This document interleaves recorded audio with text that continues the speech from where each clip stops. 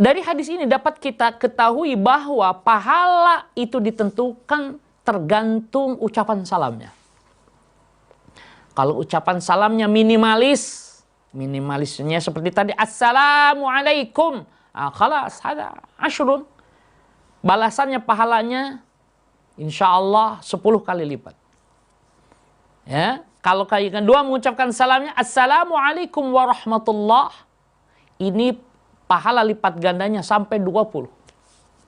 Kalau tadi, Assalamualaikum warahmatullahi wabarakatuh. 30.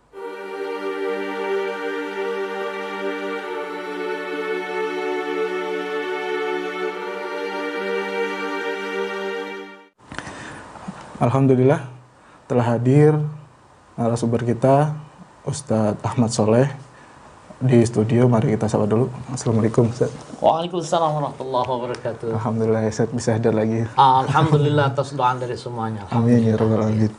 Baik Ustadz, untuk kali ini bagaimana pembahasan kita? Nah, insya Allah pada kesempatan ini kita akan berbicara tentang tata cara salam. Kalau kemarin kan sunnah menyebarkan salam, kita sekarang akan membahas bagaimana tata caranya. Ya, baik. Jadi biar nanti kita tidak asal mengucap salam atau seperti apa gitu. Masya Allah. Baiklah ikhwan Ahmad sekalian, langsung saja kita simak pemaparan tausiah sore kali ini tentang tata cara salam. Selamat menyimak. Silakan Ustaz. Alhamdulillahi hamdan kathiran tayyiban mubarakan fi kama yuhibbu rabbuna wa yarda. Ashhadu an la ilaha illallah wahdahu la syarika lah wa ashhadu anna Muhammadan abduhu wa rasuluhu wa innahu la nabiyya ba'dah. Allahumma salli wa sallim wa barik ala habibikal karim Muhammadin wa ala alihi wa ashabihi wa man tabi'ahum bi ihsanin ila yaumil qiyamah. Amma ba'd. Ikhwan wal akhwat, manapun berada, segala puji bagi Allah yang masih memberikan kesempatan kepada kita untuk mengkaji dan mendalami sunnah-sunnah suci Nabi Muhammad sallallahu alaihi wasallam. Ini adalah satu kesempatan yang begitu berharga, satu kesempatan yang begitu berkah insya Allah. Karena sebagian di antara kita ada yang tidak mampu untuk menghadiri atau menyempatkan waktu mengkaji tentang hal-hal yang berkenaan tentang keagamaan kita. Adapun kita alhamdulillah oleh Allah diberikan kesempatan untuk mengkaji dan mencoba memahami dan berupaya untuk mengamalkan dan mendakwahkannya. Tayyib, untuk tidak memperpanjang perkataan, mari kita mulai kepada kajian kita pada bab berikutnya. Setelah kita kemarin membahas tentang disunahkan mengucapkan salam atau menyebarkan salam, maka kita sekarang akan membahas tentang tata cara salam.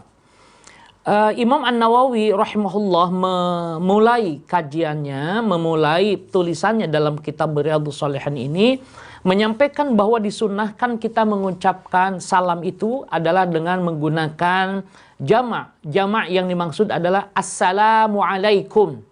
Meskipun yang diberi salam adalah mufrad, meskipun yang mendengarnya seorang diri, tapi kita tetap menggunakan jamak, Assalamualaikum.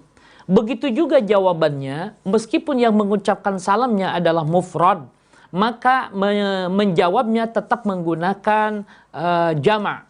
Jadi wa'alaikumussalam, wa'alaikumussalam warahmatullah, wa'alaikumussalam warahmatullahi wabarakatuh. Jadi kum di situ. Ya, meskipun yang mengucapkannya adalah seorang, baik itu laki-laki atau perempuan. Jadi tidak wa'alaikassalam atau tidak wa'alaikassalam. Yang disunahkan adalah wa'alaikumussalam. Ya, tayyib. Nah, ini sebagai pengantar yang dikemukakan oleh Imam An-Nawawi dalam kitabnya ini.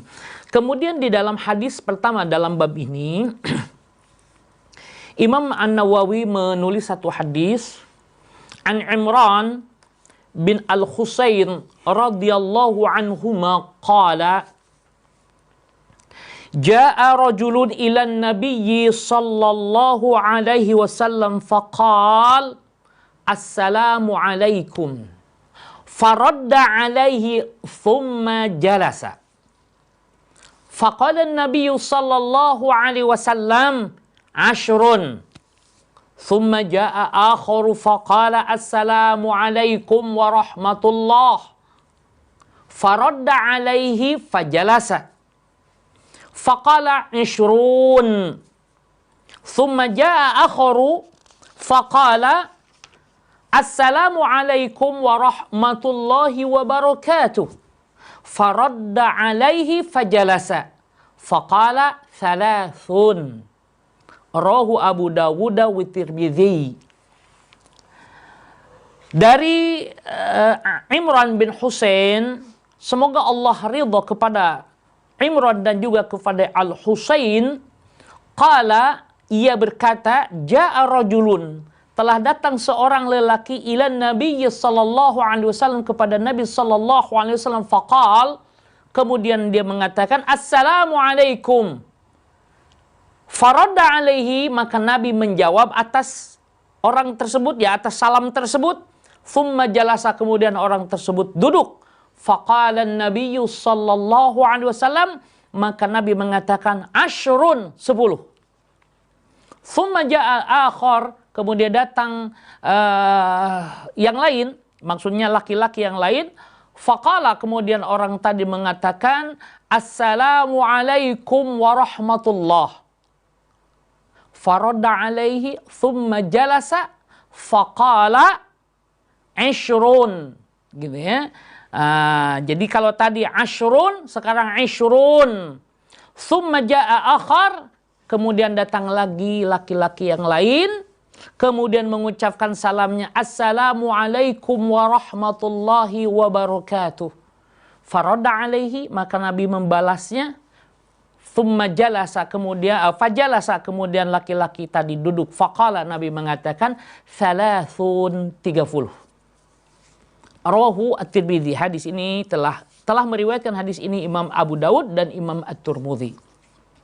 Dari hadis ini dapat kita ketahui bahwa pahala itu ditentukan tergantung ucapan salamnya. Kalau ucapan salamnya minimalisnya seperti tadi assalamu alaikum, khalas ada 10. Balasannya, pahalanya insyaallah 10 kali lipat. Ya, kalau kali kedua mengucapkan salamnya assalamu alaikum warahmatullah, ini pahala lipat gandanya sampai 20. Kalau tadi assalamu alaikum warahmatullahi wabarakatuh, 30. Jadi kalau assalamualaikum saja berarti nilainya 10 kali lipat kebaikan. Assalamualaikum warahmatullah, 20 kali lipat kebaikan. Assalamualaikum warahmatullahi wabarakatuh, 30 kali lipat. Jadi ini sekali lagi ya. Jadi pahala itu sesuai dengan kerjanya. Ya, saya kira adil. Ini satu pendidikan, satu tarbiyah yang Allah ajarkan tentang keadilan. Yang mana yang lebih banyak, yang lebih berkualitas, itu yang pahalanya lebih besar, lebih baik. Ya, banyak bekerja dapat pahala lebih banyak. Ya, bekerja saja dapat, tetapi juga beda dengan orang yang lebih rajin. Dari hadis ini dapat kita ketahui bahwa sekali lagi ya, memang juga di dalam kitab ini dikatakan bahwa besar kecilnya pahala sesuai kalimat salam yang diucapkan. Siapa yang mengucapkan assalamualaikum, maka baginya pahala yang berlipat hingga 10 kali lipat. Barang siapa mengucapkannya assalamualaikum warahmatullah, maka baginya 20 kali lipat kebaikan. Dan barang siapa mengucap assalamualaikum warahmatullahi wabarakatuh, maka baginya 30 pahala yang berlipat. Baginya 3 pahala yang berlipat hingga 30 kali. Ya, ini jelas. Jadi maka oleh sebab itu, insya Allah tidak rugi kita memulai salamnya dengan assalamualaikum warahmatullahi wabarakatuh. Tapi juga tidak salah kalau ada orang mengatakan di mimbar-mimbar atau kalau bertemu dia mengucapkan assalamualaikum, fala ba'sabi. Yang menjadi dianggap pelit itu orang memberi 20 dibalas 10, memberi 30 dibayar 20 atau 10, gitu kan? Tapi kalau memberi 10 dibayar lebih dari itu, hadza sunnah. Dan bukan hanya dalam salam. Kalau kita juga minjam, ya tidak ada perjanjian, pinjamnya 10 dikembalikannya 15, jaiz, kecuali ditentukan oleh yang meminjamkan. Itu jadi masalah. Itu dalam syariat ya. Ini masya Allah, la haula wala quwwata illa billah. Ini kemurahan dari Allah Subhanahu wa taala. Kemudian hadis kedua dalam bab ini an Aisyah radhiyallahu anha qalat, qala li Rasulullah sallallahu alaihi wasallam, hadza Jibrilu yaqra'u alaikis salam. Qalat qultu wa alaihi salam wa rahmatullahi wa barakatuh, muttafaqun alaih. Dari Aisyah radhiyallahu anha, ia berkata, qala li, bersabda kepadaku Rasulullah sallallahu alaihi wasallam, hadza Jibrilu, ini Jibril, yaqra'u bermakna menitipkan salam, alaiki salam, menitipkan kepadamu salam. Qalat Aisyah mengatakan, qultu, maka aku menjawab, wa alaihi salam wa rahmatullahi wa barakatuh, maka atasnya juga keselamatan dan rahmat Allah serta keberkahannya. Muttafaqun alaih, hadza hadisun rawahu Bukhari wa Muslim. Ya. Mutiara yang dapat kita lihat dari hadis ini, pertama penjelasan tentang keutamaan Sayyidah Aisyah radhiyallahu anha dan ucapan salam para malaikat kepada manusia. Jadi malaikat juga mengucapkan salam. Ya, ad-dalilu hadza. Dalilnya diantaranya ini. Jadi kalau kemudian malaikat juga mengucapkan salam kepada Rasul, innallaha wa malaikatahu yusholluna 'alan nabi. Ya.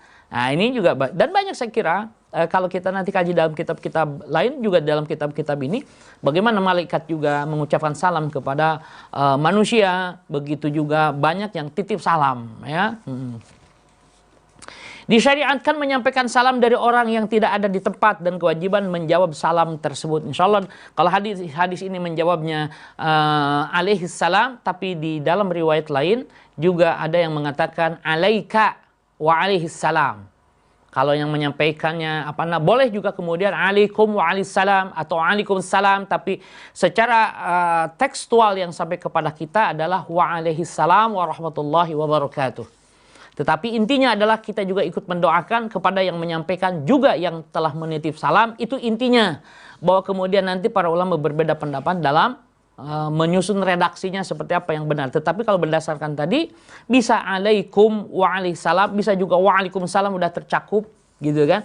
Tetapi dalam redaksi hadis ini adalah alaihissalam warahmatullahi wabarakatuh. Taib. Kemudian hadis ketiga dalam bab ini, atau hadis ke-853 dalam kitab Riyadhus Shalihin, wa an Anas radhiyallahu anhu anna nabiyya sallallahu alaihi wasallam kana idza takallama bi kalimatin a'adaha thalathan hatta tufhama anhu, wa idza ata ala qaumin fasallama alaihim sallama alaihim thalathan. Rahul Bukhari. Dari Anas, semoga Allah ridha kepadanya, bahwasanya Nabi Shallallahu Alaihi Wasallam apabila berbicara mengucapkan suatu kalimat, beliau mengulanginya 3 kali, dan begitu juga beliau apabila mengucapkan salam kepada satu kaum, maka beliau mengucapkan salamnya sampai 3 kali. Assalamualaikum warahmatullahi. Jawab, biasanya kan jawab separoh tuh. Ya. Jauh ulang lagi, assalamualaikum warahmatullahi wabarakatuh. Waalaikumsalam warahmatullahi wabarakatuh. Sekali lagi juga boleh, assalamualaikum warahmatullahi wabarakatuh. Bukan berarti yang pertama menganggap itu tidak terdengar, tetapi ingin sekali saling mendoakan itu senantiasa dibiasakan dan ditingkatkan. Sampai Nabi memberi contohnya 3 kali, gitu ya. Dan para sahabat sangat suka kalau Nabi mengucapkan doa untuk mereka, mengucapkan salam untuk mereka. Bahkan di antara mereka, kalau Nabi bertamu ke rumah mereka, mereka menjawabnya pelan. Assalamualaikum, kata Nabi. Dijawab, waalaikumsalam warahmatullahi wabarakatuh. Assalamualaikum, dijawab sama sahabat, waalaikumsalam warahmatullahi wabarakatuh. Assalamualaikum warahmatullahi wabarakatuh. Waalaikumsalam warahmatullahi wabarakatuh. Karena sudah 3 kali tidak ada yang jawab, kemudian Nabi kembali. Maka sahabat segera membuka pintunya. Ya Rasulullah, saya sudah mendengar mendengar salam Anda, tapi saya menjawabnya sengaja pelan dengan harapan Anda terus mengucapkan salam kepada kami. Masya Allah. Itu para sahabat, itu logika ininya menarik sekali. Nah, dari hadis ini dapat kita lihat bahwa kesempurnaan kasih sayang Nabi Sallallahu Alaihi Wasallam terhadap para sahabat dan cara berbicara beliau yang baik kepada mereka. Jadi Nabi itu meskipun ya orang Arab sama orang Arab, tetapi berbicaranya itu tegas, jelas dan diulang dengan harapan kalau diulang itu orang semakin melekat tahu, paham. Ya, nah pelan-pelan misalnya kalau ya sering kali kita misalnya saya berbicara dengan orang Arab, kemudian saya katakan lau samahtum ya syekh, kemudian syekh mengulang dengan pelan. Asalnya bicara misalnya agak begitu cepat, namun ketika kita lau samahtum ya syekh, dia sudah paham ketika kita lau samahtum ya syekh aja langsung ngulang dengan kalimat yang pelan. Tetapi kemudian fahimna ya syekh, saya katakan ya kami paham. Nah baru seperti itu ya. Jadi ilustrasinya seperti itu. Jadi pelan bicaranya tapi tegas ya. Jadi tidak terburu-buru. Tidak ada kalimat yang kabur, tetapi kalimatnya jelas ya. Dari hadis ini dapat kita lihat tadi ya, jelas kesempurnaan kasih sayang Rasulullah SAW ya terhadap para sahabat dan cara berbicara beliau yang baik kepada mereka. Yang kedua, boleh mengulangi salam di hadapan massa yang banyak jika mereka semua tidak mendengar dari pertama kali. Bukan hanya jika tidak mendengar dari pertama kali, bahkan ketika mereka mendengar pun tidak mengapa diulang 3 kali. Dengan pendekatan, dengan pemahaman bahwa mengulang salam itu adalah memperbanyak doa kepada mereka. Gitu ya. Nah, kemudian tetapi jadi sebagian mengatakan cukup sekali saja. Nah, tidak ada ikhtilaf, sekalipun cukup. Ya, namun dengan perbuatan Nabi ini perbuatan Nabi dan hadis ini yang mengatakan bahwa Nabi juga mengulang perkataan dan salam sampai 3 kali, ini pun mengatakan sunnah. Ini juga sunnah. Kemudian ayu afdal, mana yang lebih afdal? Nah, seringkali kita berselisihnya ketika sudah memulai mana yang lebih afdal, mana yang lebih utama. Nah, di sini padahal hadis-hadisnya ada. Ikhtar kama syi'ta, pilih yang Anda suka. Mau sekali silahkan. Sampai 3 kali, fal yatafadhal mashkur, silahkan ya. Nah, jadi tidak kemudian kita ribut masalah sekali atau 3 kalinya yang utama, karena ribut pada akhirnya kemudian kita tidak pernah mengucapkan salam pada akhirnya gitu ya. Nah, jangan sampai begitu. Tetap minimal sekali lagi 1 kali salam, salamnya 1 kali, atau kalaupun 2 kali, 3 kali, fal yatafadhal mashkur, silahkan ya. Jadi ini kenapa dari pemahaman mana itu pendekatannya? Pemahaman bahwa salam itu adalah doa, dan semakin banyak mendoakan, semakin banyak mengucapkan doa untuk mereka, itu lebih baik.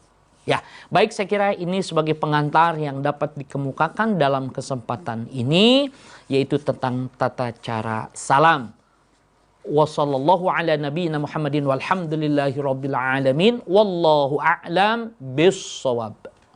يا ربنا اعترفنا بأننا اقترفنا وأننا أصرفنا على لظى أشرفنا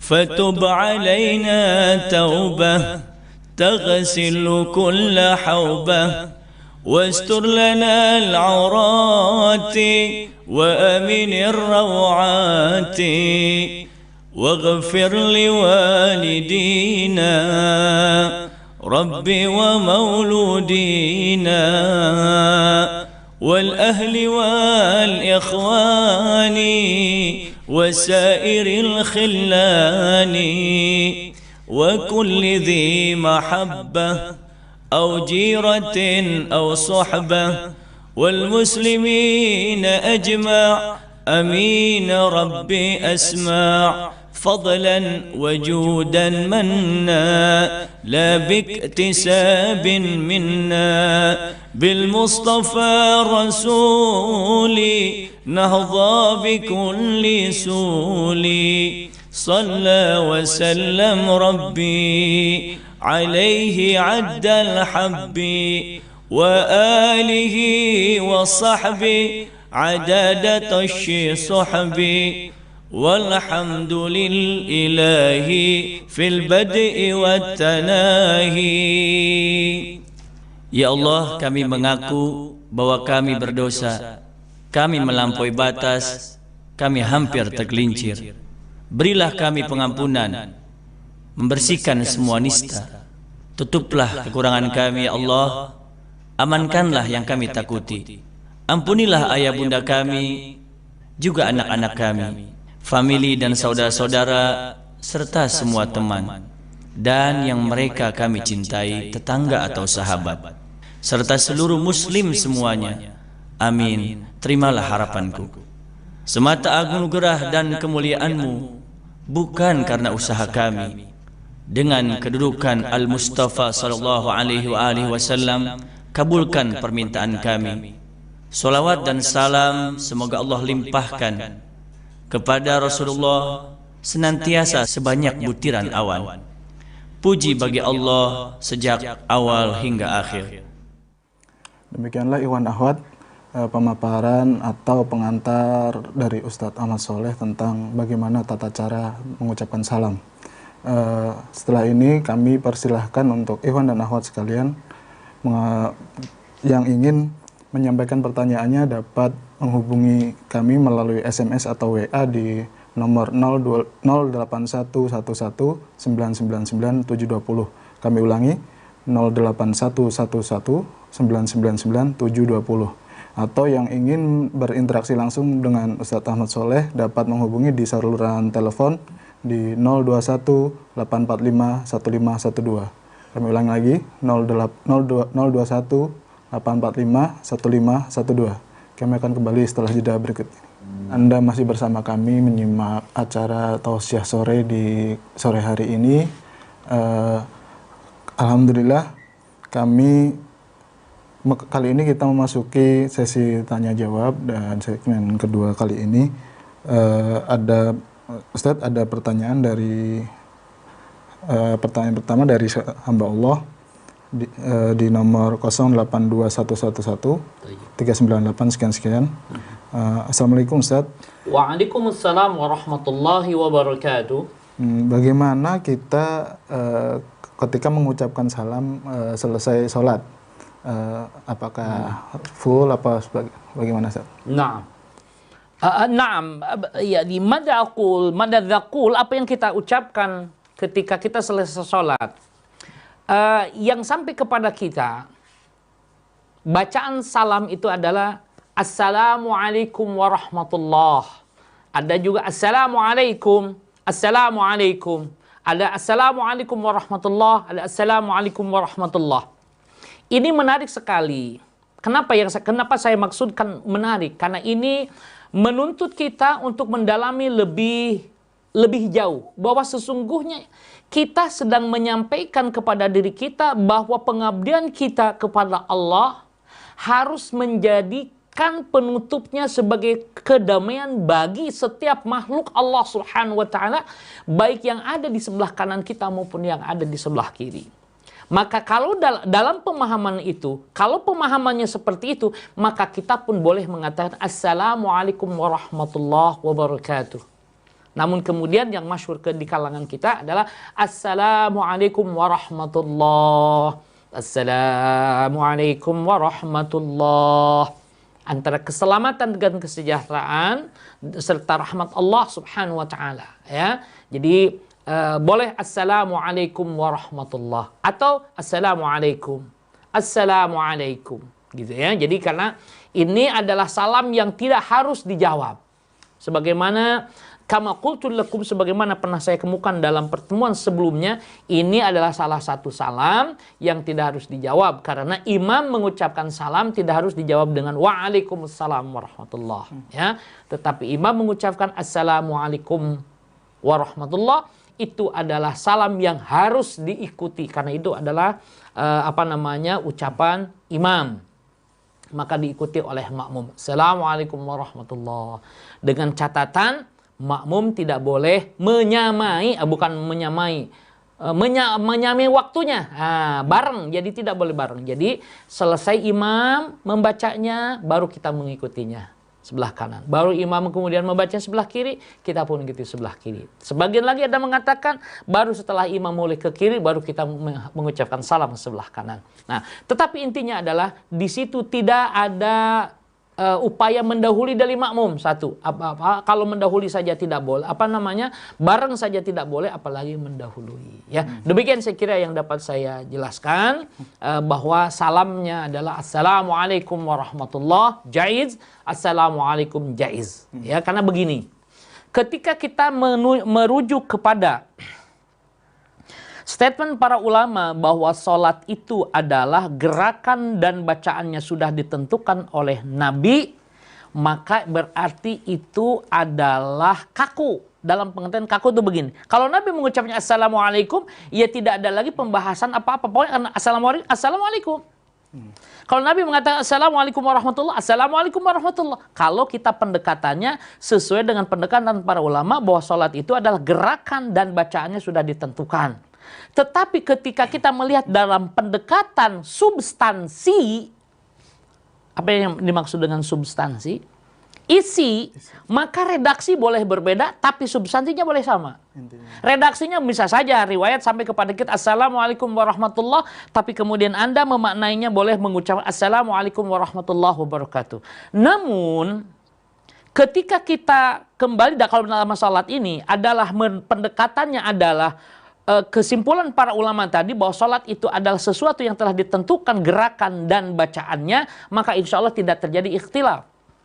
Ya, tidak akan terjadi friksi baik yang berilmu maupun orang awam. Tapi kalau sudah pendekatannya, karena sebagian di antara para ulama melakukan pendekatannya bukan hanya tekstual, tetapi berbicara juga tentang substantif, maka mulailah beda pendapat, gitu kan, dan beda bacaan. Sesungguhnya bagi kita itu tidak masalah, ya, tidak masalah. Toh substansinya itu juga. Misalnya begini, kita tidak harus ribut. Ada riwayat mengatakan bacaan ruku atau sujud itu subhana rabbiyal a'la, itu ketika ketika sujud. Tapi riwayat lain mengatakan subhana rabbiyal a'la wa bihamdih.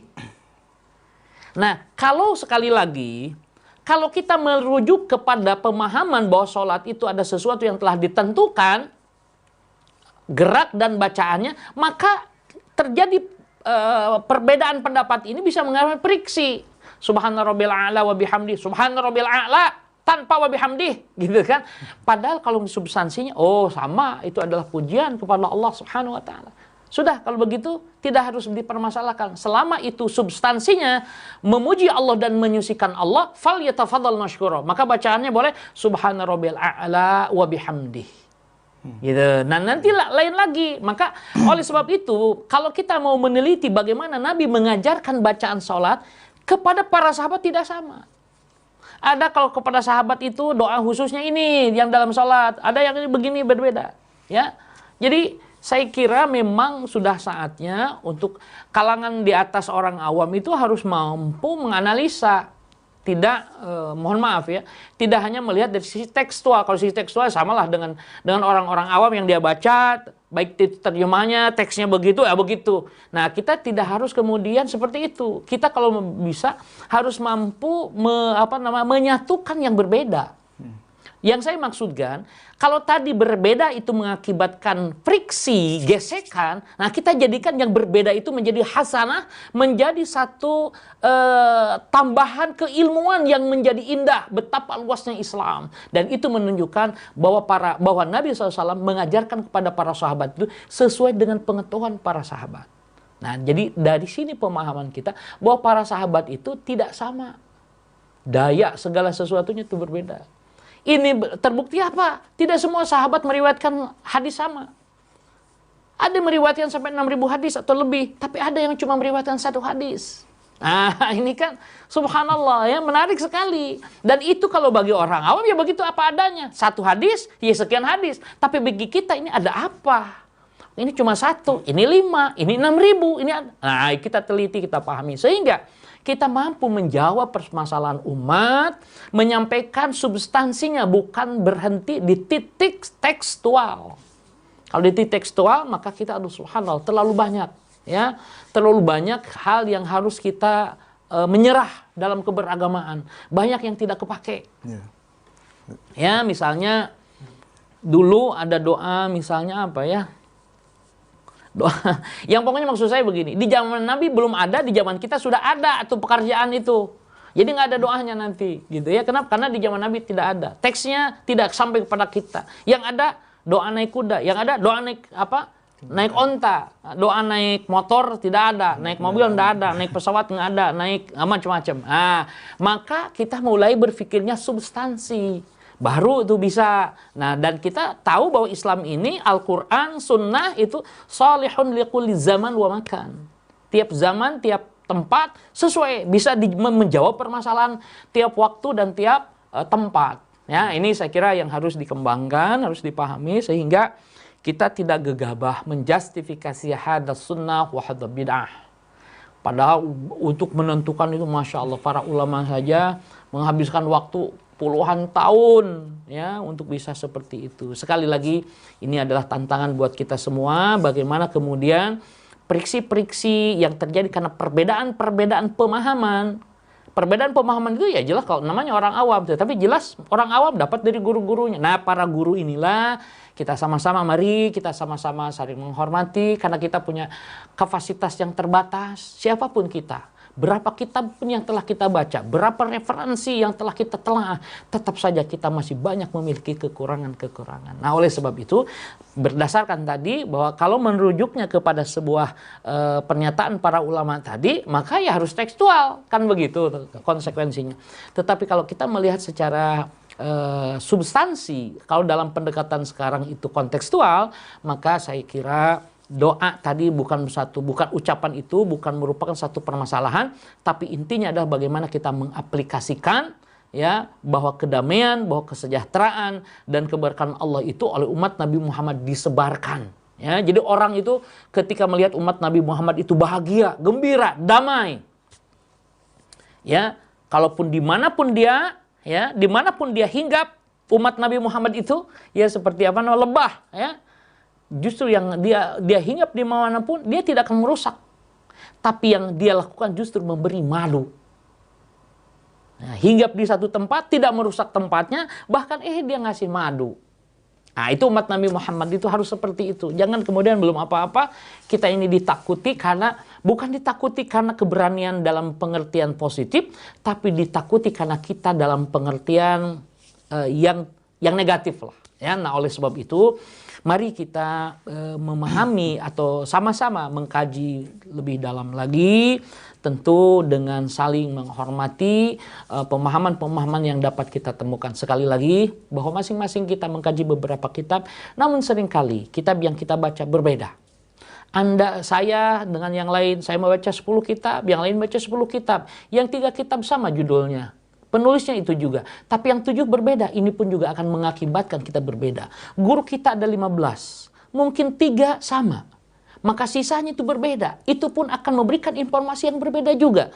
Maka yang ada sekali lagi adalah kelengkapan warna-warni pemahaman dalam Islam yang indah sekali. Yang tidak boleh adalah warna-warni itu diambil dari luar Islam.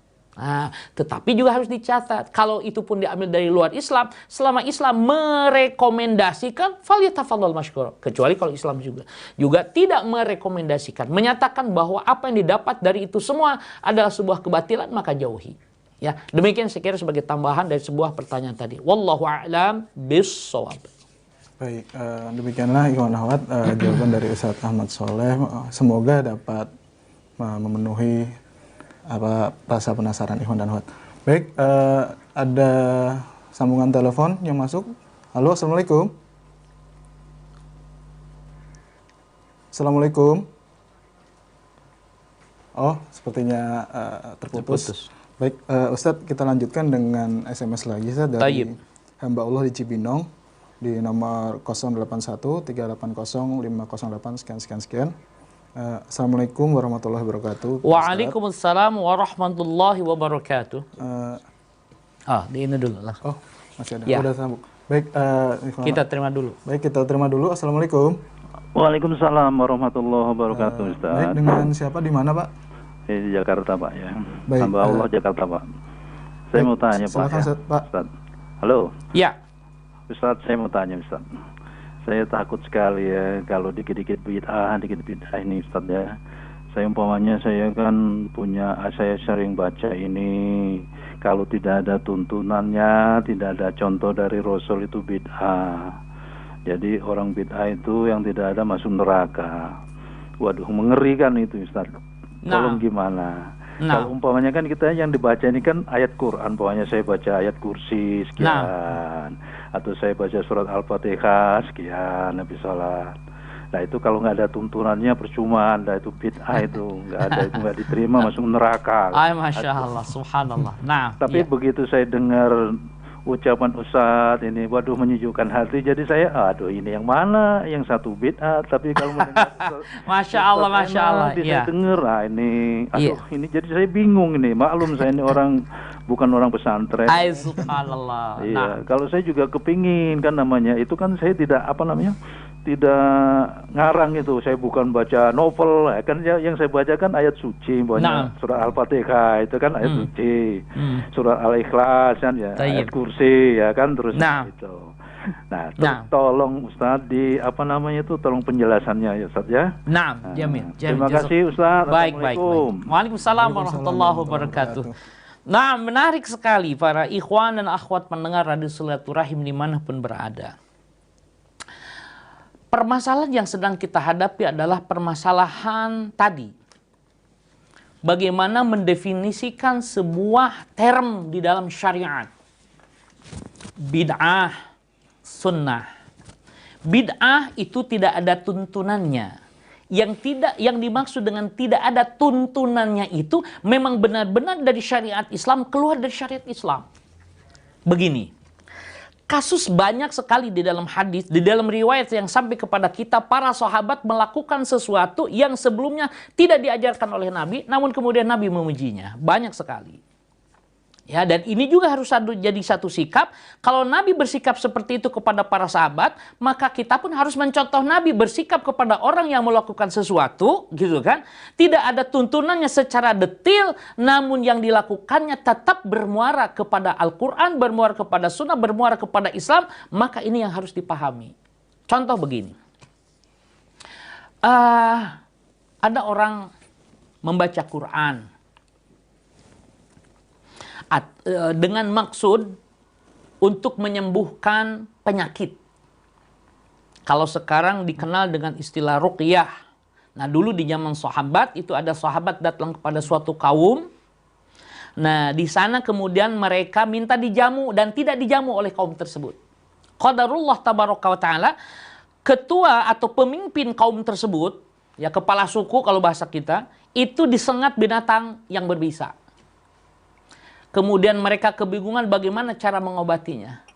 Mereka meminta bantuan kepada para sahabat, maka di antara para sahabat kemudian melakukannya dengan membacakan suratul Fatihah.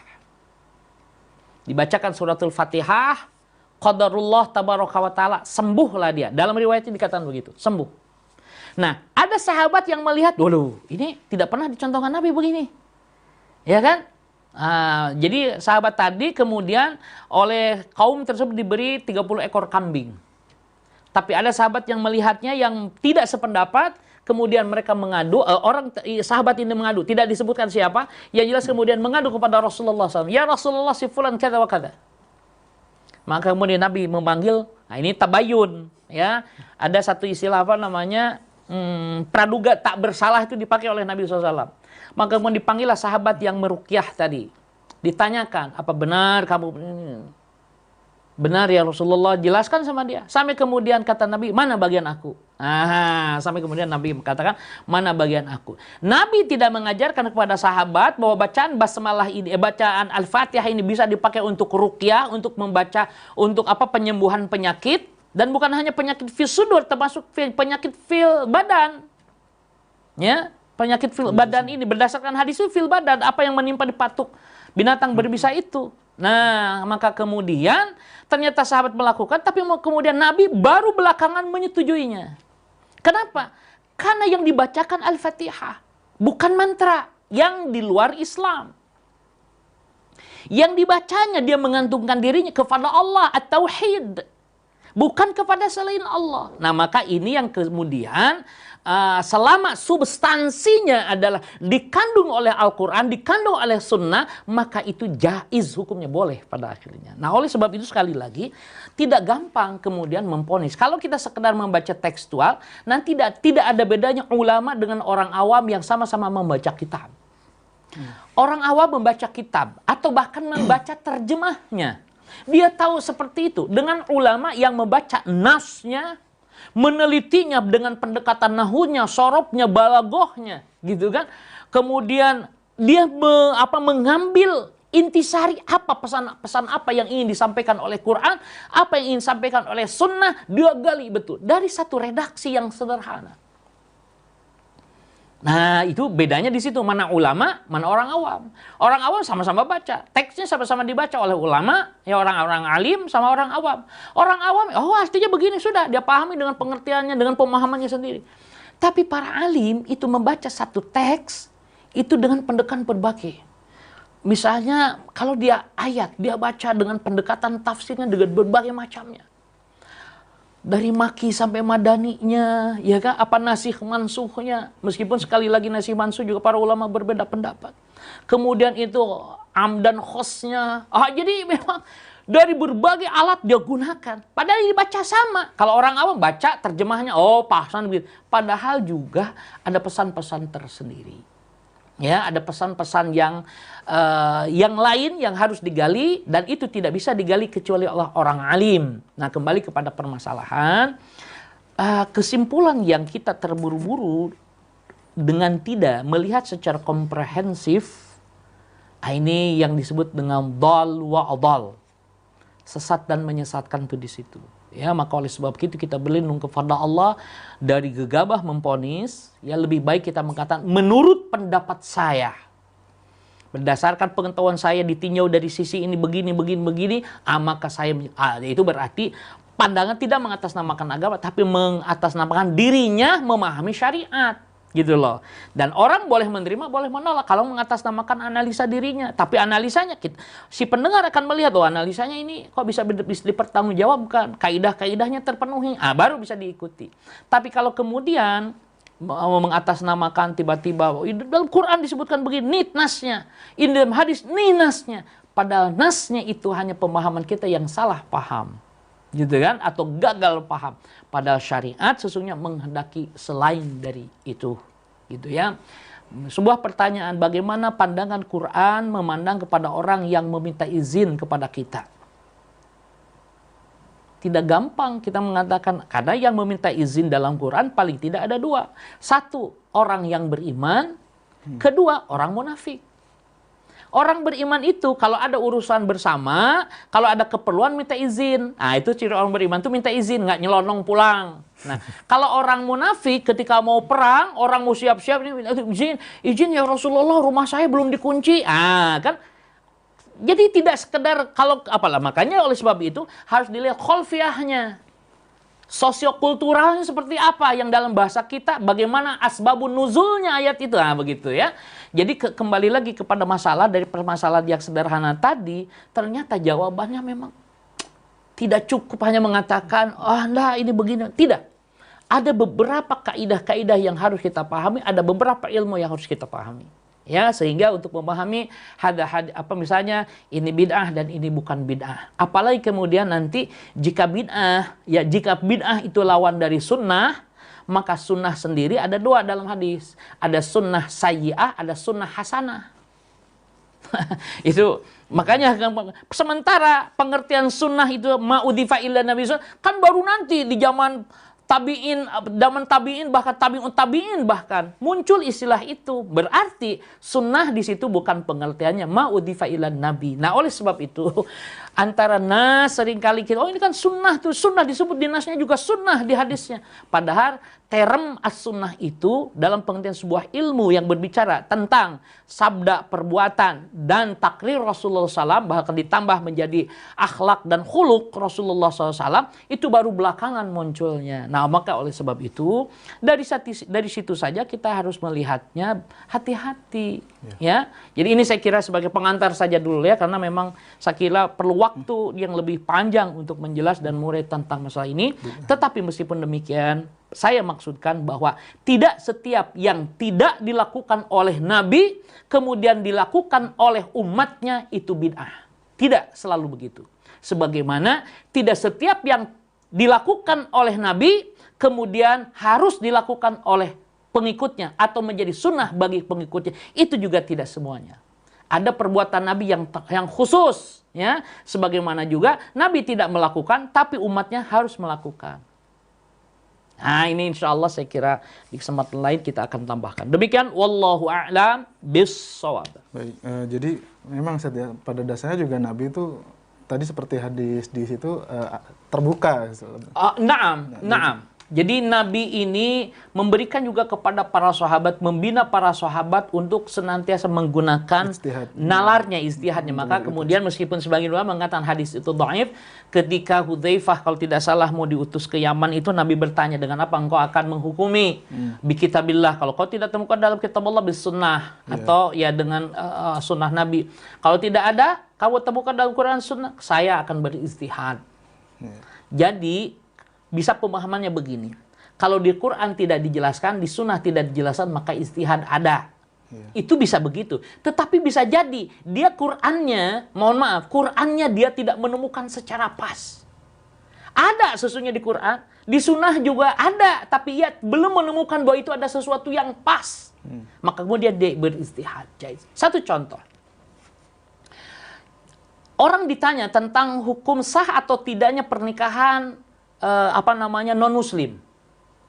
Tapi Imam Syafi'i menjawabnya bukan dengan hukum baik di dalam Quran atau Sunnah, hukum yang langsung berbicara tentang pernikahan. Bahkan Imam Syafi'i berhujjah dengan surat Al-Lahab, tabbat yada abi lahabi wa tab, yang sering saya kemukakan itu. Ya, itu kan sebenarnya bukan dalil tentang pernikahan, tapi Nabi Syekhuna Imamuna Asy-Syafi'i rahimahullah mengatakan bahwa sah pernikahan itu. Buktinya apa? Ummu Jamil disebut imra'atuh gitu loh. Istrinya Abu Lahab gitu, wa mura'atuh, dan istrinya gitu. Jadi penggunaan itu berarti boleh, berarti dianggap sah tuh. Meskipun nanti ada imra'ah, ada zaujun atau azwaj. Nah, ada perbedaannya juga kalau sudah bicara itu ya. Oke, tapi saya kira itu saja. Wallahu a'lam bis-shawab. Baik, semoga dapat terjawab ikhwan akhwat. Ustaz, di sini masih ada beberapa pertanyaan lagi. Insyaallah. Tapi sepertinya kita harus jeda terlebih dahulu. Baik, insyaallah. Kami akan kembali sesaat lagi. Radio Silaturahim dan juga Rasul TV untuk Islam yang satu. Ikhwan akhwat, terima kasih masih menyimak acara kita di sore hari ini. Dan kita saat ini sedang memasuki sesi terakhir dari pembahasan kita di sore hari ini tentang tata cara salam. Baiklah Ustadz, langsung saja ada pertanyaan berikutnya dari hamba Allah di Cibinong, dari Ibu Martini di Cengkareng. Assalamualaikum warahmatullahi wabarakatuh, Pak Ustadz. Waalaikumsalam warahmatullahi wabarakatuh. Tetangga saya, jika ada di suatu acara peringatan maulid, acara selamatan atau sejenisnya, ketika sampai di tempat, Bapak itu tidak pernah mau menyelami satu persatu, Ustadz. Jadi mungkin langsung menyalami secara berjamaah begitu saja. Langsung duduk. Nah, di suatu ketika pernah dinasihatin, tapi tidak pernah didengar. Nah, yang ingin ditanyakan adalah sahkah atau sopankah cara salam yang demikian? Tayyib. Nah, masya Allah. Hamba siapa? Ibu siapa? Dari Ibu Martini. Ibu Martini di Cengkareng. Kita tidak bisa menyimpulkan atau menjustifikasi saudara kita dari satu peristiwa. Sayangnya tadi diberi nasihat itu juga tidak disebutkan poin-poin nasihatnya apa. Jadi begini. Dalam satu majelis kita boleh bersalam, assalamualaikum. Kalau Nabi itu mengucapkan salam ya kepada yang dekat. Kalau yang jauh Nabi biasanya memberikan isyarat assalamualaikum. Jadi bukan isyarat saja assalamualaikum. Isyarat saja itu kalau memang jauh sekali tapi baru terlihat tapi tidak mungkin terdengar suaranya. Nah, jadi bisa dengan isyarat dan salam, bisa salam saja. Tapi kalau kemudian permasalahannya jabat tangan, jabat tangan, ini sesungguhnya bukan sebuah permasalahan. Ketika mohon maaf ini jauh bisa kan assalamualaikum, jaib, yakfi, cukup. gitu ya. Kemudian kita tidak usah mengungkit-ungkit lagi masalah yang dihadapi. Ya, ketika dia mengucapkan salam saja, masya Allah, sudah mendoakan kita. Ya, tidak ada kekecualian kan. Assalamualaikum, kecuali itu yang di pojok. Nggak begitu. Assalamualaikum mesti semuanya doa itu. Nah, oleh sebab itu jawab Waalaikumsalam warahmatullahi wabarakatuh. Dan ketika tadi dinasihat misalnya begini, Bapak lain kali kalau ini salaman satu-satu. Nah, dia diam saja, tadi apa, tidak memperdulikan, bukan tidak memperhatikan, karena dalam pandangan dia punya pemahaman yang apabila dikemukakan bisa jadi jida sama Anda, gitu loh. Lebih kalau kemudian saya menjelaskan kepada malah jadi jida, sudahlah saya diam saja. Tapi saya punya pemahaman, punya pengetahuan, tapi saya tidak mau jidal. Kenapa? Barang siapa yang menghindari jidal padahal dia bisa, dia adalah orang yang terhormat. Bisa dia jidal, ilmunya banyak, tapi dia menghindari jidal. Kenapa? Karena akan melemahkan. Nah, maka paling dia diam saja, ya. Karena mohon maaf kan di antara kita juga, ya anak muda, kita bersyukur kepada Allah mereka sudah mencintai ilmu. Tapi kadang-kadang dia tidak tahu dengan siapa dia bicara. Pak, Bapak kalau begitu ini, seakan-akan dia nasihati adeknya. Padahal itu pamannya atau orang tuanya. Seakan-akan dia adalah syekhnya. Nah, itu juga adab. Nah, oleh sebab itu saya kira insya Allah itu telah cukup ketika dia mengucapkan Assalamualaikum. Langsung duduk. Cukup itu juga nggak apa-apa. Tapi kalau kemudian dia mendatangi satu persatu karena tempatnya masih lebar, tempatnya masih mungkin, tidak masalah. Ya, atau kemudian dia mengucapkan tidak harus keliling, dia duduk di tempat itu saja dengan isyarat dan Assalamualaikum untuk semuanya, jaiz, sudah selesai gitu ya. Jadi yang demikian itu bisa dimaklumi. Nah, saya ingin sampaikan dalam keberagaman itu segala sesuatu itu ada tingkatannya.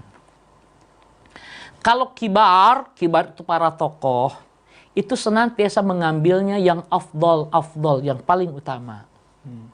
Nah, tapi kalau orang awam di bawah kibar, di bawah tokoh, itu biasa yang penting boleh. Nah, jangan disamakan. Nah, kita yang sering kajian itu kalau bisa yang afdal yang diambil. Bahwa kemudian suatu saat kita ngambil yang boleh, itu ingin mengatakan kepada orang lain bahwa ini juga jangan disalahkan loh, boleh ini juga, gitu loh maksudnya. Ya, jadi tinggalkan. Ya, sehingga ketika sesuatu yang boleh dilakukan di hadapan Nabi, mereka, oh itu kok ada suara seruling ini kok ditabuh di depan Nabi. Bahkan Masya Allah, tapi kemudian biarkanlah, ini kan hari raya, gitu kan. Karena memang hari raya biasanya mereka menikmati hari raya. Ya, tapi kemudian bagi sahabat-sahabat tertentu itu adalah sebuah kelalaian. Nah, di sini permasalahannya yang agak rumit itu di sini. Di satu sisi kedudukannya boleh, terutama bagi orang awam. Tapi bagi orang-orang yang keimanannya sudah di atas itu menganggap kesia-siaan. Apalagi kemudian dia baca ayat qad aflahal mu'minun. Telah beruntung orang-orang yang beriman itu, di antaranya alladzina hum 'anil lagwi mu'ridun. Cirinya dari hal-hal yang tidak berguna mereka tinggalkan. Nah, kalau kita sudah mampu itu silahkan, berarti tingkatannya tinggi. Tapi kalau kemudian lihat ada orang lain masih juga ya belum lama memeluk Islam, ya ini kemudian atau belum mengetahui ilmunya secara pendekatannya, maka disinilah tawasul dengan cara yang sesuai itu harus dilakukan terus-menerus. Ya, sehingga tadinya mohon maaf ya, kan kita seringkali menyamakan orang yang masih, mohon maaf sekali lagi, yang masih tadkhin, menyamakan dengan orang yang pemahamannya dan akidahnya sama, bahwa itu harus ditinggalkan. Nabi itu bertahap, kalau kesini bertahap, sini begini. Bahkan ada sahabat, karena menyebut nama berhala mereka, kemudian ibunya dibunuh, Nabi bertanya, apakah hatimu masih tumakninah? Naam ya Rasulullah. Yaudah, kalau besok nanti kamu dipaksa lagi untuk menyebut, ini lakukan saja. Tuh. Orang dari hijrah itu sembunyi-sembunyi. Tapi Umar bin Khattab bukan hanya sembunyi-sembunyi, datang ke tokoh-tokoh musyrikin Quraisy, digedor rumahnya. Dok. Siapa yang ingin istrinya jadi janda, anaknya jadi yatim, halangi aku ke jalan, di jalan kada wa kada. Tuh. Jangan disamakan kemudian semua seperti Umar bin Al-Khattab. Disinilah kita yang harus bijaksana, bijaksini, bijaksono itu di sono. Ya, jadi tidak hanya di sini yang bijak, tapi di beberapa semuanya. Nah, kembali kepada pertanyaan tadi juga sama. Ya, jadi para sahabat itu ketat kepada dirinya, namun longgar kepada yang lainnya. Kalau kita terbalik biasanya ketat untuk orang lain, longgar untuk kita. Kalau untuk orang lain jadi masalah, tapi kita ini kan boleh gitu kan. Nah, di sini permasalahannya ya. Ini saya kira yang harus kita sama-sama mohon kepada Allah agar memberikan bukan ada pengetahuan dan pemahaman, ada tatbiq atau pelaksanaan. Pelaksanaan itu ya kayak tadi, ketat kepada diri kita namun longgar untuk orang lain. Ali bin Abi Thalib dan para sahabat lainnya tidak suka kalau melihat orang lain dengan alasan zuhud, pakaiannya compang-camping, padahal mereka bisa berpakaian lebih layak. Mereka panggil, kenapa kamu begitu? Ini zuhud. Apa kamu kira Allah akan murka jika nikmatnya diperlihatkan oleh kamu? Apa kamu ingin mengatakan bahwa kamu tidak pernah diberi? Kalau pemahaman tambahan kita, apa kamu tidak ridho? Kalau Allah memberikan nikmat, kamu menyembunyikan nikmat Allah itu dengan alasan zuhud? Tidak begitu. Nah, jadi kalau memang kita diberi nikmat, boleh perlihatkan. Perlihatkan dalam pengertian zaharkan, tampakkan dalam ketaatan kepada Allah. Ya, sehingga dia dikasih nikmat oleh Allah. Jangan orang menilai dia tidak pernah dikasih nikmat padahal Allah sudah memberikan nikmat dan faidah dan keutamaan-keutamaan yang lain begitu banyak kepada dirinya. Ya, demikian saya kira sebagai jawaban dan sekaligus ada tambahan-tambahan sebagai pemahaman kita. Ya, demikian wallahu a'lam bissawab. Baik, semoga dapat terjawab ya Ibu Martini di Cengkareng. Kemudian Ustadz, SMS berikutnya dari hamba Allah di Cipinong, ini yang tadi sebelum telepon. Assalamualaikum warahmatullahi wabarakatuh. Waalaikumsalam warahmatullahi wabarakatuh. Apakah boleh seorang akhwat memberi salam terlebih dahulu bila bertemu dengan ikhwan atau bapak-bapak? Terus bagaimana kalau tidak dijawab gitu ya? Nah, baik. Akhwat yang memberi salam kepada ikhwan bapak-bapak ataupun ikhwan memberi salam kepada muslimat. Hunaka ara. Di sana ada aqwal, ada pendapat-pendapat. Jika dikhawatirkan ada perasaan tertentu, maka lebih baik tidak mengucapkan salam saat sebagian ulama. Kalau assalamualaikumnya nanti mempengaruhinya, misalnya jadi dijadikan dasar, saya kan mengucapkan salam gak ada apa-apa, padahal ada apa-apa, maka salamnya juga berbeda. Nada salamnya juga berbeda. Kan mohon maaf ada yang assalamualaikum. Assalamualaikum. Itu sudah berbeda. Nah, maka kemudian ketemu ulama sudah gak usah mengucap salam. Dan yang paling tahu kita, si pengucap. Nah, kalau kita yakin pada diri kita tidak terjadi fitnah, ucapkan salam. Assalamualaikum. Begitu juga si akhwat. Yang mendahului, itu yang lebih bagus. Si akhwat mengucapkan salam sama ikhwan yang sudah sepuh. Sekali lagi, kalau dia mampu menjaga dirinya dari fitnah, maka kemudian dia pun boleh mengucapkan Assalamualaikum. Tidak dijawab. Tidak dijawab. Itu ada dua pemahaman. Tidak dijawab karena memang dia tidak mengerti, khawatir. Khawatir kalau saya jawab, dianggapnya saya gayung bersambut. Ya, khawatir dipahami gayung bersambut. Padahal nggak ada apa-apanya. Lebih baik saya jawab dalam hati saja. Waalaikumsalam atau waalaikumsalam warahmatullahi wabarakatuh. Dalam hati. Sehingga orang lain mengatakan saya tidak menjawab salam. Padahal tadi pertimbangannya. Ya, saya tidak ingin jawab salam. Kenapa khawatir? Apalagi, Masya Allah. Dia mungkin tidak ada apa-apa kepada saya, tapi saya ada apa-apa sama dia. Nah, terbalik gitu ya. Kemudian tidak apa-apa. Tidak usah merasa dihinakan ketika salam kita tidak dijawab. Toh ada yang menjawab. Assalamualaikum, kata Nabi tadi berapa? Ashrun, 10 kebaikan. Tidak dijawab. Ya, meskipun Nabi katakan tadi faradda alaih, Nabi menjawab salam. Tapi Nabi memberi nilai salam dia 10.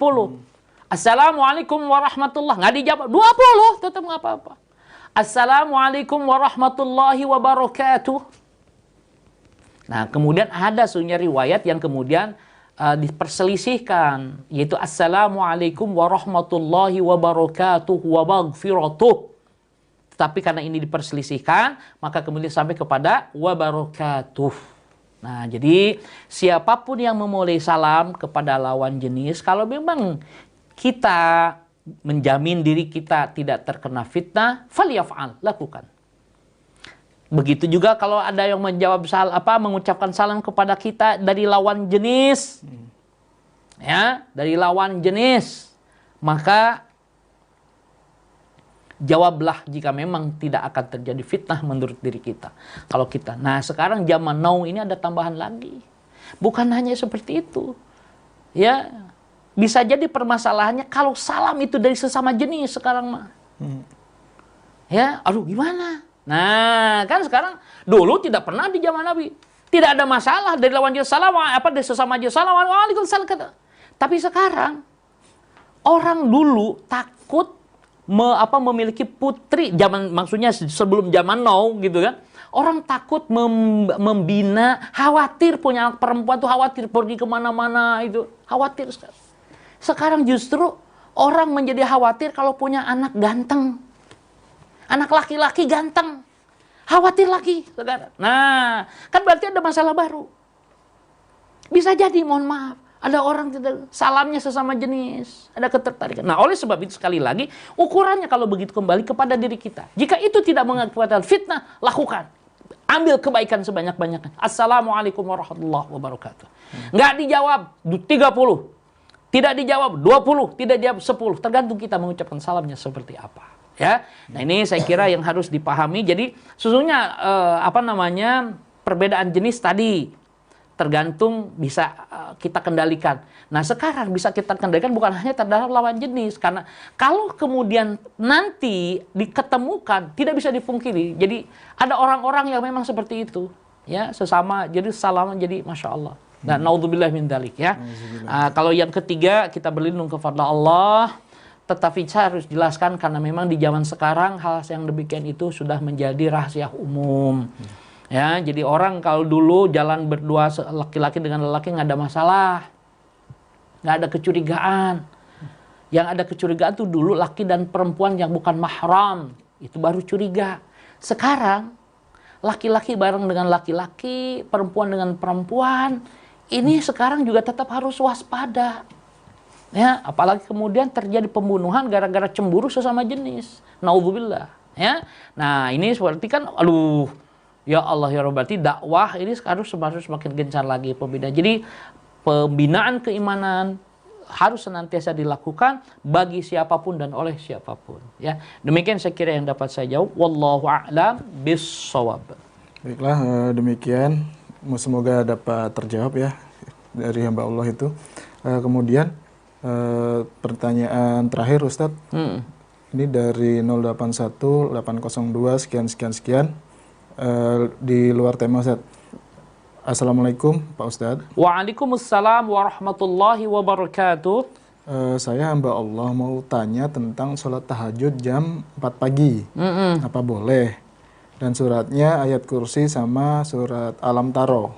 Nah, terus kalau sudah keburu azan itu bagaimana Ustaz? Nah, baik, jawabannya ada pertanyaannya kan boleh enggak sholat tahajud jam 4? Maka jawabannya bisa boleh, bisa tidak. Boleh jika subuhnya jam 5 kurang 10 menit, berarti masih boleh. Gitu kan? Tapi kalau subuhnya jam 3 lewat 50 berarti sudah tidak boleh karena sudah waktu masuk subuh. Ya, bisa dipahami ya. Jadi kalau pertanyaannya jam 4 sangat tergantung waktu subuhnya jam berapa. Bisa hukumnya boleh, bisa hukumnya tidak boleh. Dalam pengertian bicara tentang sholat tahajud tadi. Tapi tampaknya jam 4 itu dengan estimasi sholat subuhnya setelah jam 4. Buktinya pertanyaannya bagaimana kalau sudah habis selesai itu kemudian subuh gimana? Langsung saja kemudian ke masjid sholat sunnah qobliyah subuh atau tahiyatul masjid kemudian ikuti. Jadi setelah sholat tahajud kalau sudah lanjut. Tapi kalau Anda masih sempat berdoa kepada Allah. Ya, tapi saya belum witir, sudah keburu subuh, ya sudah tidak masalah. Witir tidak wajib, tetapi kalau kemudian harus memilih ketika tadi jam 4 itu diprediksi, oh jam 4 oh berarti 2 rakaat ini sholat, ini tutup witirnya. Ya, atau langsung kepada witir. Gitu ya. Tapi kalau kemudian cuma apa tadi dapat 2 rakaat karena biasa Anda misalnya melakukan tahajudnya panjang. Sehingga hanya sholat tahajud saja, tidak sempat ditutup witir. Tidak masalah. Ya, tidak masalah. Anda kemudian nanti gantinya di waktu sholat duha. Di waktu sholat duha kemudian biasanya Anda melakukan duha 2 rakaat, Anda tambah jadi 6. 2, 2, 2 atau misalnya jadi 8. Fadhal. Jadi ini bisa Anda pilih sesungguhnya kesempatan-kesempatan itu. Intinya adalah mengabdi kepada Allah, membersihkan karat-karat hati yang tadinya tertutup untuk menerima perintah Allah itu susah, maka dengan sujud, banyak sujud ini yang kata Nabi ketika ada sahabat ingin minta agar Nabi mendoakan agar orang tersebut masuk jannah, nah, maka Nabi pun meminta syarat kepada orang tersebut, kalau begitu bantu aku dengan memperbanyak sujud. Maksudnya memperbanyak sholat sunnah, diantaranya adalah sholat tahajud. Jadi sholat tahajud jam 4 boleh jika subuhnya jam 4 lewat. Misalnya jam 4 lewat seperempat, lewat 25 dan seterusnya. Setelah itu kemudian doa tahajud, silahkan kalau masih sempat. Ya, ternyata karena Anda biasa bacanya panjang, ketika Anda masih berdiri rakaat terakhir sudah adzan subuh, ya berarti nanti setelah selesai Anda bergegas ke masjid. Ya, kalau di masjid masih ada waktu untuk berdoa, berdoa. Ya tapi kan sudah terhalang tahiyatul masjid, dan lagi-lagi kita dipersulit dengan masalah-masalah itu. Padahal meskipun sudah tahiyatul masjid, sudah qobliyah subuh, kalau mau berdoa, perbanyak doa, minta doa kapan saja, silahkan.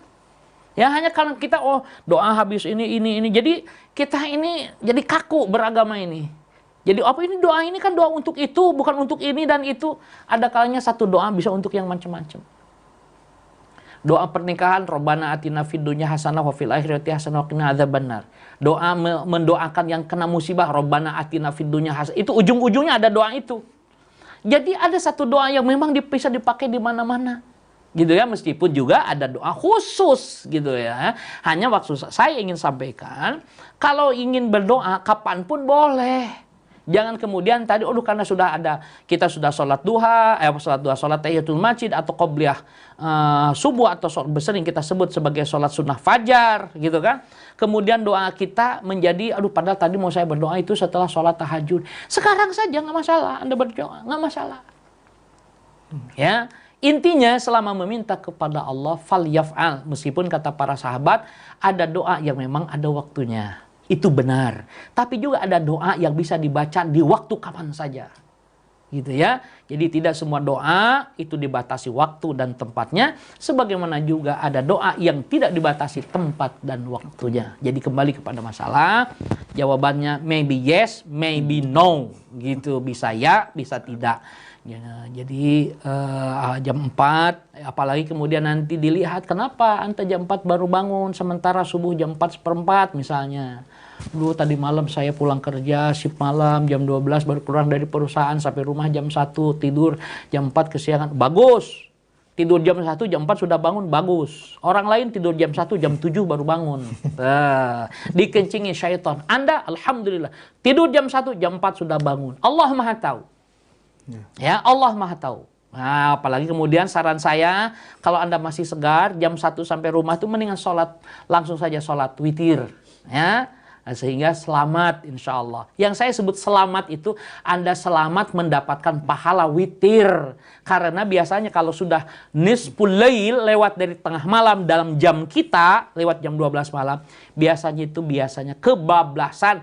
Kecuali orang yang dikehendaki oleh Allah. Siapa mereka? Biasanya orang-orang yang biasa bangun. Misalnya bangun jam 3, tidur jam 1, bangun jam 3. Tidur jam 12, bangun jam 3. Tidur jam 11, bangun. Karena jam biologisnya sudah berfungsi. Apa yang dimaksud dengan jam biologis? Kalau dia sudah terbiasa bangun jam segitu, kapanpun mulai tidur, bangun jam segitu. Itulah sebabnya ketika dia mulai jam 12 malam dia tidur, di Amerika dia jam 12 siang ngantuk. Karena jam biologisnya jam 12 siang di Amerika, itu sudah tidur dia di Indonesia. Nah, nanti ada lagi adaptasi. gitu, adaptasi lagi, penyesuaian, baru nanti disetting lagi tuh jam biologisnya, karena biologisnya sudah terbiasa tersetting seperti itu. Ya kayak kita punya alarm begitulah, ya maka harus disetting lagi. Nah kembali kepada permasalahan, jadi sebaiknya maka itu sebabnya Nabi memberikan arahan itu kepada para sahabat tidak sama. Kalau kepada sahabat lain itu agar bangun malam. Tapi kepada sahabat lain diantaranya kepada Abu Hurairah sebelum tidur itu suruh witir. Karena Abu Hurairah ini adalah orang yang mengkaji ilmu, menghafal hadis sehingga sampai larut malam. Khawatir kesiangan, suruh witir dulu, dan itu menjadi kemudahan buat kita sekarang. Jadi boleh witir dulu gitu kan. Sahabat lain suruh tidur. Nah, bahkan kemudian sholat isyanya kadang agak diakhirkan dengan harapan habis sholat isya tidak ngobrol, langsung tidur. Nah nanti bangun-bangun sholat tahajud atau qiyamul lail. Ya, nah zaman now, aduh masalah. Meskipun isyanya agak terlambat ataupun sama saja isyanya tepat waktu, tetap saja kita meluangkan waktu untuk bercengkrama. Ini masalah. Masalahnya bukan masalah yang dahsyat, adalah masalah kalau kita fokus kepada sholat malam, mestinya istirahat sudah. Sehingga nanti sholat malam segar, gitu, dan dijamin oleh Nabi paginya segar. Nah maka kemudian sunnahnya untuk memenuhi kekurangan itu kapan? Qailulah nanti, siang hari menjelang zuhur atau ba'da zuhur, tapi disarankan qabla zuhur dengan harapan apa? Bangun tidur segar lagi. Pres dia sholat duhurnya, qailullah. Ya tidak harus lama-lama, setengah jam atau 1 jam gitu ya. Nah jadi itu saya kira yang bisa saya tambahkan dari sebuah pertanyaan tentang sholat tahajud jam 4. Nanti hubungannya banyak sih tentang jam 4 itu. Bagaimana Ustaz, boleh nggak saya makan sahurnya jam 4? Ya sangat tergantung subuhnya kapan. Nah kayak tadi begitu ya. Jadi bisa boleh melanjutkan puasa, tapi juga boleh bisa dimaknai batal puasanya jika waktu subuhnya. Maka oleh sebab itu, karena memang di kita menjadi patokan seringkali jadi pembicaraan adalah waktu jam. Ya, bukan waktu tanda-tanda alam. Karena kita termasuk orang yang tidak piawai membaca tanda-tanda alam. Yang dulu di zaman Nabi belum ada jam, adanya adalah tanda-tanda alam. Kalau tanda-tanda alam berarti di situ Allah, dari situ kita mengatakan Allah itu Maha Pemaaf. Karena saya yakinlah bahwa dalam membaca tanda alam itu mesti deviasinya sangat besar. Penyimpangannya mesti besar. Nah itu berarti bahwa Allah Maha Pengampun tuh di situ. Kalau kita jam, detik per menit ada ukurannya, gitu ya. Jadi sekali lagi, masya Allah. Jadi bicara tentang jam, bicara tentang kejadian alam, masya Allah, ada pemahaman yang indah sekali. Bagaimana Allah Maha Pengampun, Maha Penyayang. Nah oleh sebab itu maka orang-orang yang menggunakan logika itu seringkali bangun tidur itu tidak lihat jam dulu. Bangun tidur langsung makan sahur. Setelah makan sahur baru buka gorden, ternyata sudah terang gitu kan. Tetapi itu ada memang di antara mereka seperti itu. Jadi makan sahur saja dulu ya. Buka, kayaknya udah subuh nih. Baru sholat subuh gitu kan. Tetapi berkeyakinan ketika makannya tadi dia berkeyakinan masih belum waktu subuh gitu ya. Terserah kepada Allah itu semua ya. Wallahu a'lam bissawab. Tapi sekarang kemudian kita punya ukuran yang sudah semakin ajeg, yaitu jam. Dengan perhitungan itu pun juga ada perbedaan pendapat. Tidak mengapa, perbedaan pendapat itu memang lumrah ya. Tidak harus kemudian menjadi masalah dalam masalah-masalah seperti itu. Demikian yang saya dapat kemukakan.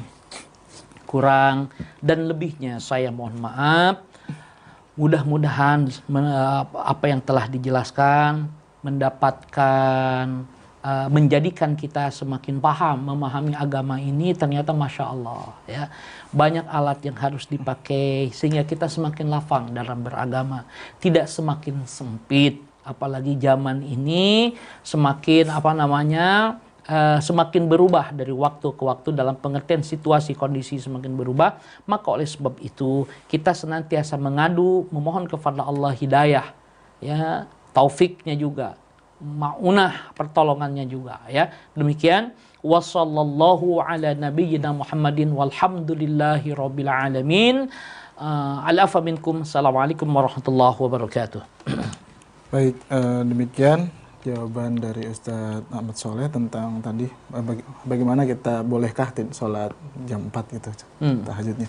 Baik Ustadz, nampaknya itu jadi pertanyaan terakhir kita di sore hari ini. Jadi apa yang dapat kita simpulkan dari ini?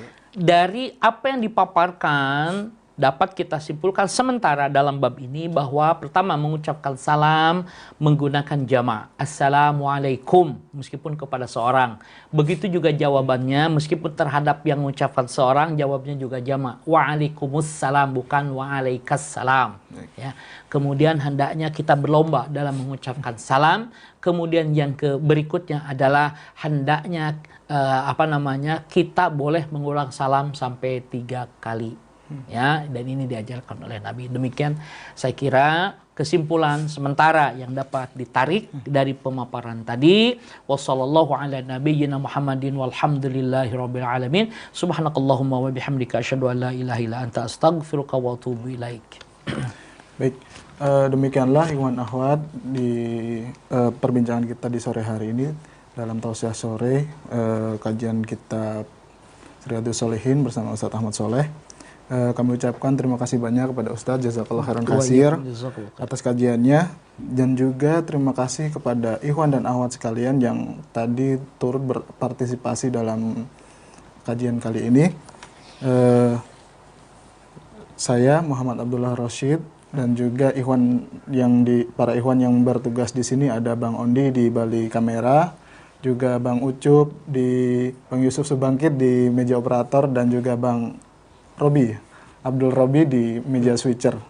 Baiklah, saya undur diri. Wabillahi taufiq wal hidayah. Wassalamualaikum warahmatullahi wabarakatuh.